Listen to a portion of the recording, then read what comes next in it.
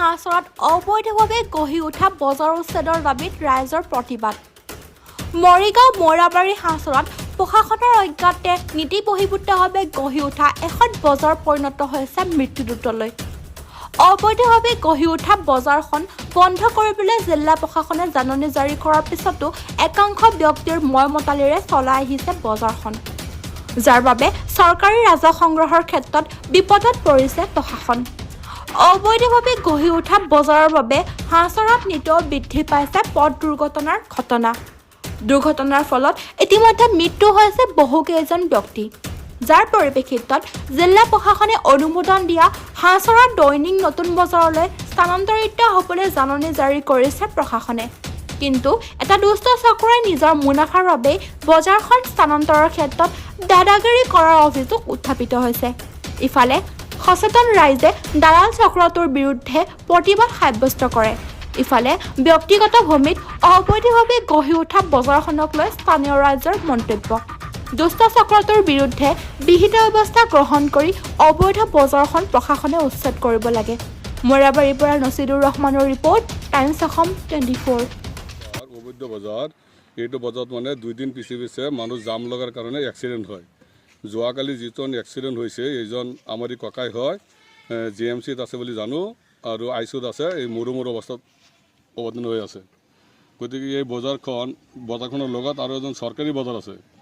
এইখন বজাৰত মানুহ মানে এই চব্জি লৈ আহিলে কিছুমান দালাল শ্ৰেণীৰ মানুহ আছে, মানা কৰে। আৰু মাছ বেপাৰী আহিলে কয় যদি মাছ বেপাৰী আজি যাওঁ বজাৰত এইটো নহয়, কালিৰ পৰা আমাৰ বজাৰত বহিব নোৱাৰিবি।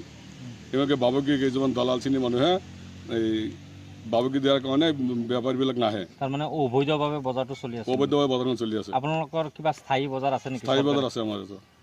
সেইটো মানে অবৈধ বজাৰ মানে ৰাস্তা কিনাৰত দিছে। ল'ৰা ছোৱালী, স্কুলৰ ল'ৰা ছোৱালী জাম লাগে, সৰু ল'ৰা ছোৱালী ইফতাৰৰ কাৰণে জাম লাগে।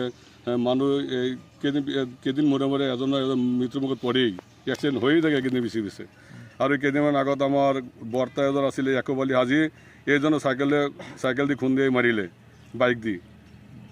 আৰু যোৱাকালি এজন হৈছে, এইজন আজি এতিয়া GMCত আছে, আইচুত ভৰ্তি আছে, মৰু অৱস্থাত আছে। কি বিচাৰে?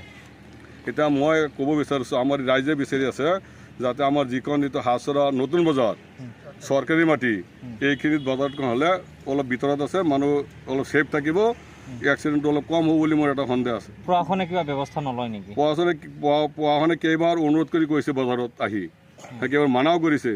সিহঁতে কাৰ বিৰুদ্ধে বজাৰত চলাই আছে আমি নাজানো ছাৰ। প্ৰশাসনৰ কথা নামানে। কাৰোবাৰ ক্ষমতাত বলিয়ান নেকি?